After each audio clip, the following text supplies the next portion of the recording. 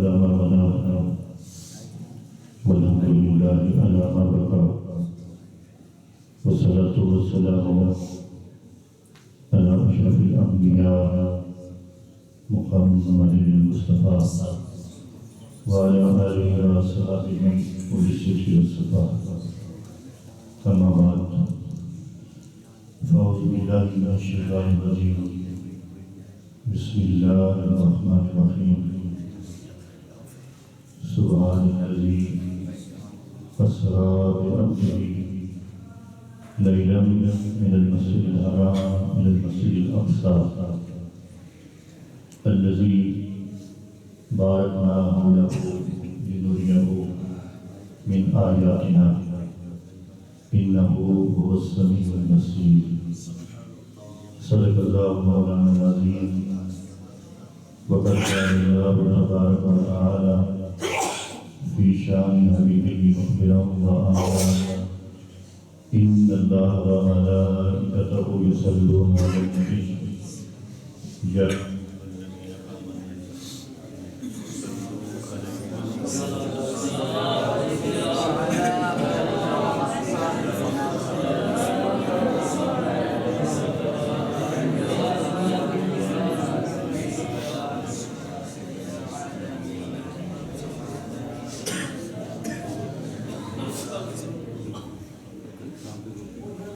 ومحمدنا هو سيدنا فالعز لنا لإجابته.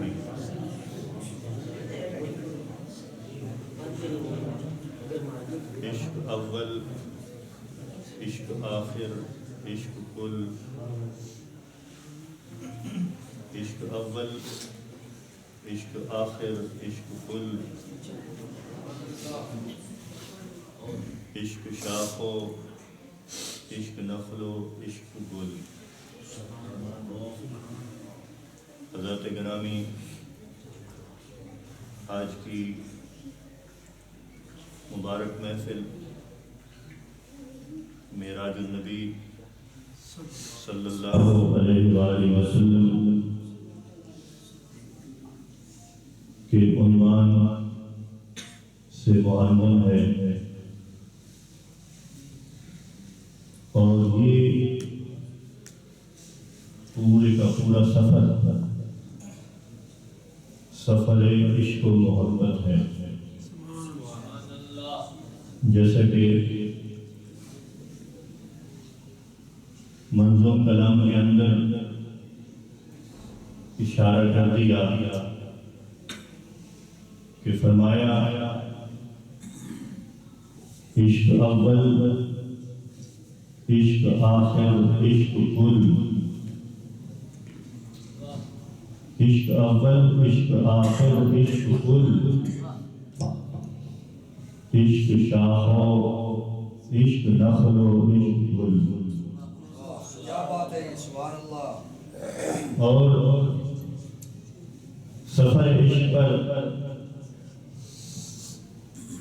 دلیل یہ ہے، اس سفر کو رب ذوالجلال نے سورہ اسراء کے اندر جب بیان فرمایا تو رب ذوالجلال نے آخر پہ فرمایا انہ هو السمیع البصیر. یہ دلیل ہے اس بات پہ کہ ہمیشہ ایک عاشق اپنے محبوب کے کلام کو سنتا ہے اور اس کو دیکھتا ہے، اور ایک محبوب اپنے محب کے کلام کو سنتا ہے اور اس کو دیکھتا ہے. یہ سننا اور دیکھنا اس پورے سفر کے اندر ایک خصوصیت کا حامل ہے. اگرچہ بہت ساری اور چیزیں بھی اس سفر کے اندر ہوئی، بہت سارے معجزات، رب کائنات کی عنایات، بے شمار چیزیں رب کائنات نے عطا فرمائی، لیکن اس کا خلاصہ فرمایا انہ هو السمیع البصیر. اب یہ سفر عشق جس کے اندر بہت سارے رموز، بہت سارے نکات ہیں، اور کیوں نہ ہو کہ تاجدار کائنات صلی اللہ علیہ وآلہ وسلم کے عظیم شان معجزوں میں سے ایک معجزہ ہے سبحان اللہ، جس کو رب ذوالجلال نے دو مقامات پہ قرآن مجید میں بیان فرمایا. ایک سورہ اسراء کے اندر اور دوسری جگہ سورہ النجم کے اندر 27 پارے. یہاں پہ سورہ اسراء کے اندر جس آیت کریمہ کے اندر اس واقعے کا بیان ہے وہ آپ کے سامنے تلاوت کی ہے. ترجمہ اس کا آپ بارہا سن چکے ہیں، اس لیے ترجمہ نہیں کیا تاکہ تھوڑے سے وقت میں اپنی حاضری کے لگوا سکوں، اپنی معلومات آپ کے گوشت کر سکوں. بات یہ ہے کہ معراج نبی صلی اللہ علیہ وآلہ وسلم جس سفر کو ہم تفصیل سے سنتے رہتے ہیں اور بارہا سنا ہے، اس کے 3 حصے ہیں. 3 حصے. ایک حصہ ہے زمین سے زمین تک، دوسرا حصہ زمین سے آسمانوں تک ہے، سبحان اللہ، اور تیسرا حصہ آسمانوں سے لامکان تک. یہ 3 حصے، ان میں سے پہلا حصہ جو ہے زمین سے زمین تک، مکہ شریف سے لے کر بیت المقدس تک، اس کا نام ہے اسراء.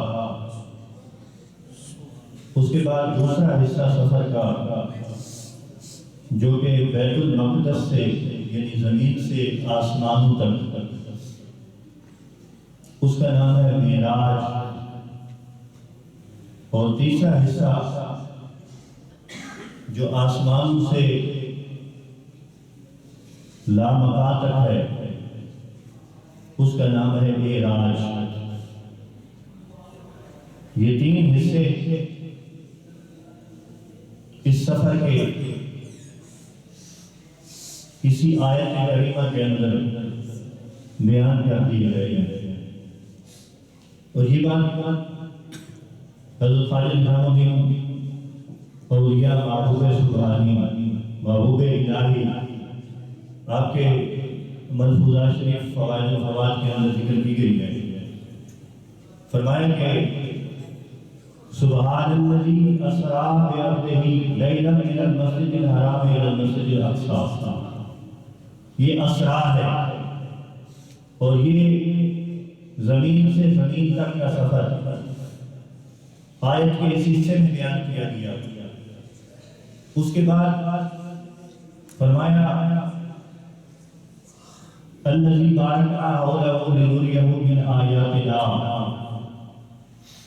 یہ جو حصہ ہے، فرمایا اس حصے کے اندر سفر کا جو دوسرا مرحلہ ہے اس کو بیان کر دیا گیا کہ بہت ساری چیزیں آسمانی سفر میں رب کائنات نے اپنے محبوب کو دکھلائی.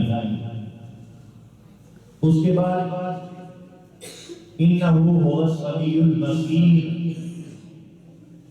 آیت کریمہ کے اس حصے کے اندر اعراج کو بیان کیا گیا جو کہ لامکان کے اندر رب کائنات کا دیدار کرایا گیا. رب کائنات کے کلام کو آقا علیہ السلام نے سنا اور رب تعالیٰ نے اپنے محبوب کا دیدار کیا اور اپنے محبوب کے کلام کو سنا.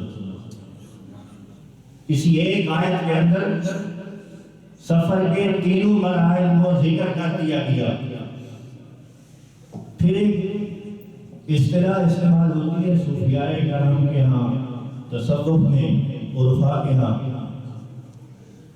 اس کو کہتے ہیں طی الارض، اور یہ اصطلاح اس کا مقصد کیا ہے؟ مقصد یہ ہے کہ رب کائنات بعض لوگوں کو اپنے بعض برگزیدہ بندوں کو وہ مقام عطا کرتا ہے کہ جب وہ سفر کرتے ہیں تو زمین ان کے لیے سمٹ جاتی ہے، اور فاصلے جو سالوں میں طے ہوتے وہ 2 قدم رکھنے کے اوپر طے کر دیتے ہیں، وہ 2 قدموں میں طے کر دیتے ہیں۔ تو اس پر کچھ حضرات نے یہ فرمایا کہ یہ صرف طی الارض ایک چیز نہیں، بلکہ فرمایا اس کی 3 قسمیں ہیں، 3 قسمیں۔ ایک ہے طی زمانی، ایک ہے طی مکانی، اور ایک ہے طی لسانی۔ طی زمانی کیا ہے؟ فرمایا کوئی چیز اگر زمانوں پر محیط ہو اس کو لپیٹ دینا اور سمیٹ دینا، اس وقت کو سمیٹ دینا، اس کو کہتے ہیں طی زمانی۔ اس کی مثال قرآن پاک میں حضرت عزیر علیہ السلام کا واقعہ، اصحاب کہف کا واقعہ، یہ طی زمانی کہلاتا ہے کہ ادھر کتنا وقت گزر گیا، لیکن جب سو کر جاگے تو ایک دوسرے سے پوچھنے لگے کتنا وقت گزرا، کہتے ہیں کہ دن یا اس کا کچھ حصہ گزرا، حالانکہ وقت تو طویل عرصہ گزر چکا تھا۔ یہ مثال قرآن مجید کے اندر طی زمانی کی ہے۔ اور فرمایا ایک ہے طی مکانی، وہ یہی چیز ہے کہ سفر جو زمانوں پر محیط ہو، فرمایا اس کو اگر لپیٹ دیا جائے اور اس کو مختصر کر دیا جائے، اور وہ جو زمانوں پر محیط سفر ہے وہ 2 قدم اٹھانے سے طے ہو جائے تو اس کو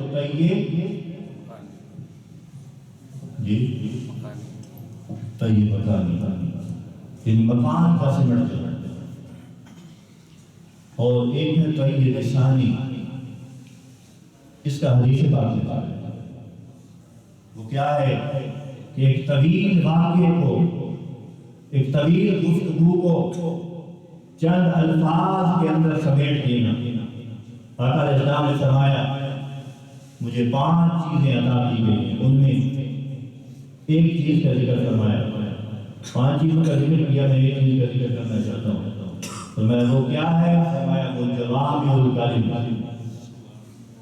کہ طویل گفتگو کو چند الفاظ کے اندر ذکر کرنا جس سے وہ طویل مقصد ادا ہو جائے، اس کو کہتے ہیں طی لسانی۔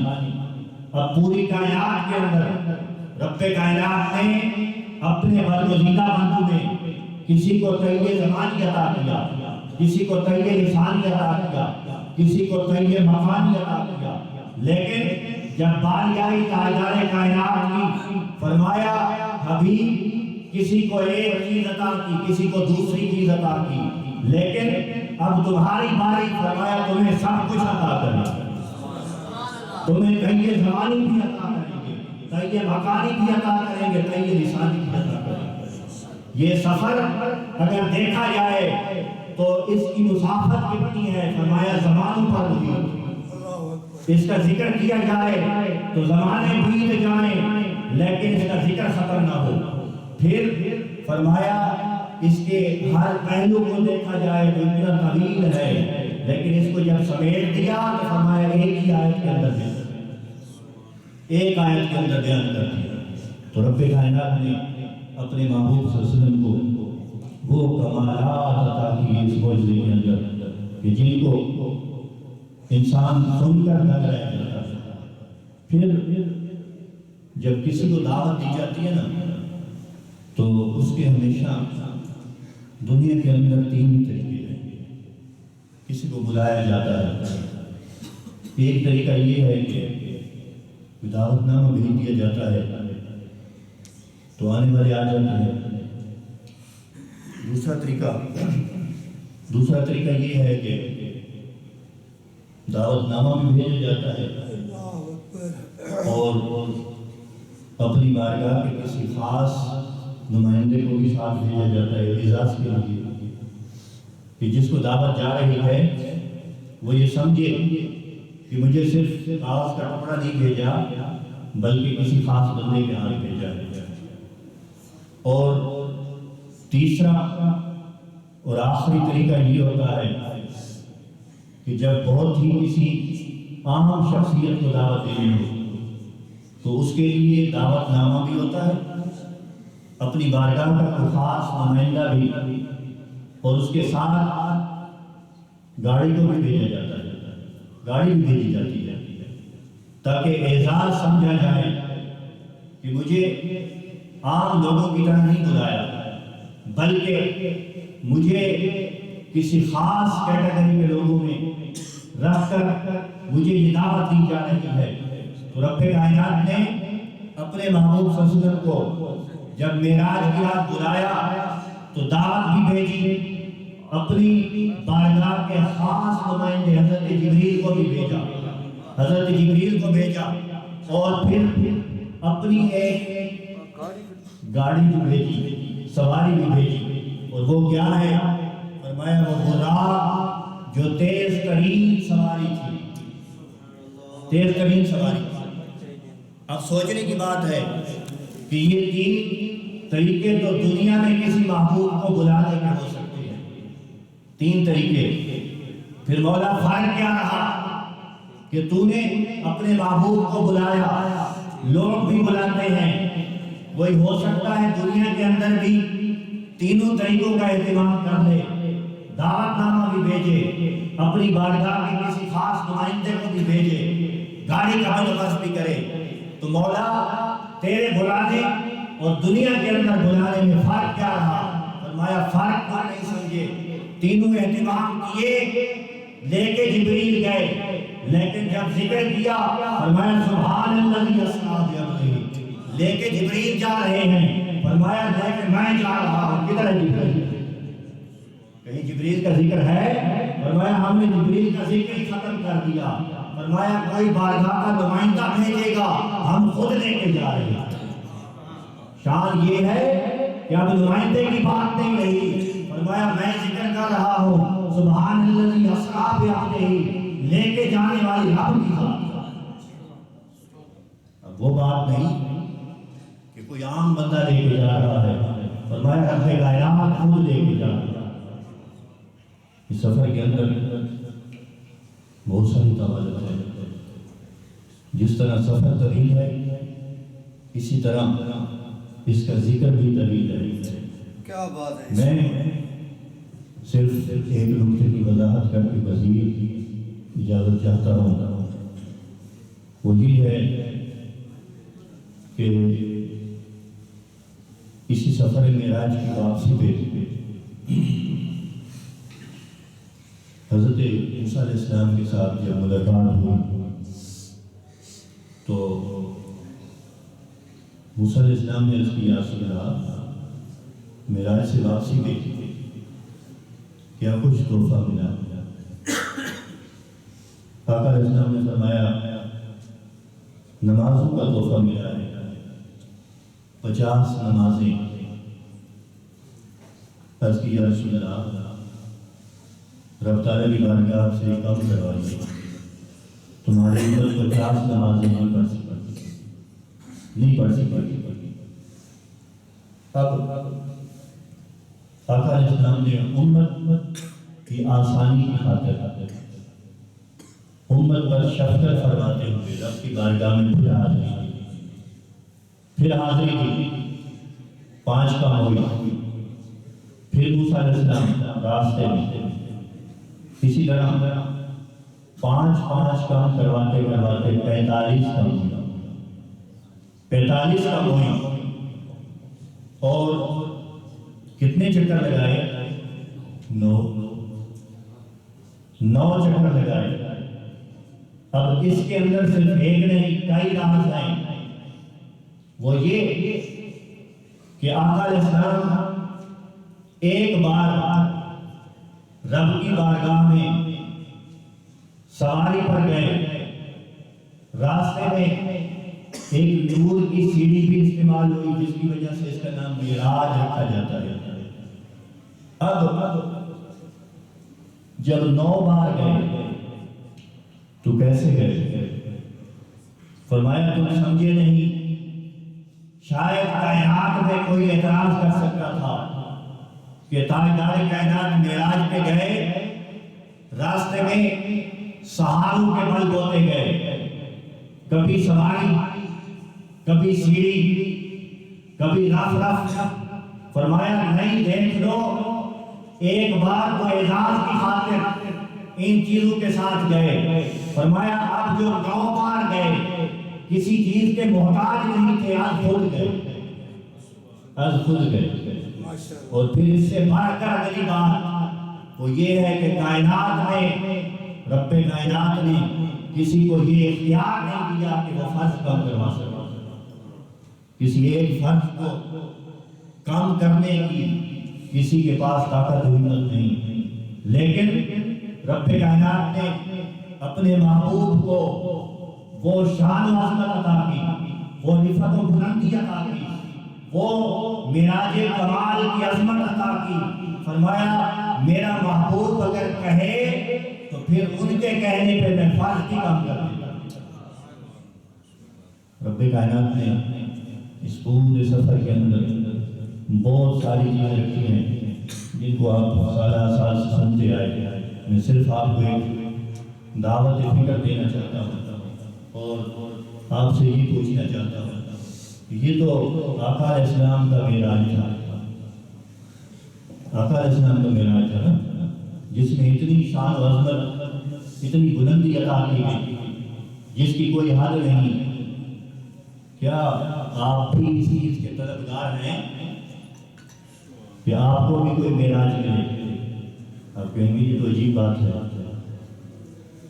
آقا علیہ السلام کے ہر امتی کو معراج، کمال معراج مل سکتا ہے، لیکن سوچنے کی بات اور فکر کی بات ہے کہ ہمارے نبی کو اتنی بلندی عطا ہوئی، اتنا معراج ملا، اتنی شان و عظمت ملی، تو مولا ہمیں بھی تو اس معراج میں سے کوئی فیوز و برکات ملنے چاہیے۔ یقیناً ہر بندہ طلبگار ہے نا، ہر بندہ طلبگار ہے، اور آج سے یہ نیت کر لو کہ حضور کو معراج ہوا، یا اللہ ہمیں بھی معراج عطا کر۔ اور میں نے لفظ ایک ہی استعمال ہوگا، اس کا مقصد یہ نہیں ہے کہ وہ معراج، لیکن آپ جواب سماعت فرمائیں گے تو اس بات پہ آپ کی حیرانی ختم ہو جائے گی۔ وہ آقا علیہ السلام کا معراج، اور طلب کرنے والوں تم بھی طلب کیا کرو کہ ہمیں بھی معراج ملے۔ وہ معراج کیا ہے؟ فرمایا تیرا معراج کہ تو لوح و قلم تک پہنچا، تیرا معراج کہ تو لوح و قلم تک پہنچا، میرا معراج کہ میں تیرے قدم تک پہنچا۔ ارے لوگوں، امت مصطفیٰ کہلانے والے اور حضور کے ساتھ تعلق قائم کرنے والے، یاد رکھ لو تمہیں معراج چاہیے تو تمہیں اس بات کی ضرورت ہوگی کہ حضور کے قدم تک پہنچو۔ اس کا کیا مطلب ہے؟ حضور لامکان تک پہنچے، ان کا وہ معراج تھا۔ امت مصطفیٰ کا معراج یہ ہے کہ حضور کے قدم تک پہنچنا، حضور کے قدم تک پہنچنا، یہ حضور کے امتیوں کا معراج ہے۔ یاد رکھ لو حضور کے قدم تک پہنچنا کیا ہے؟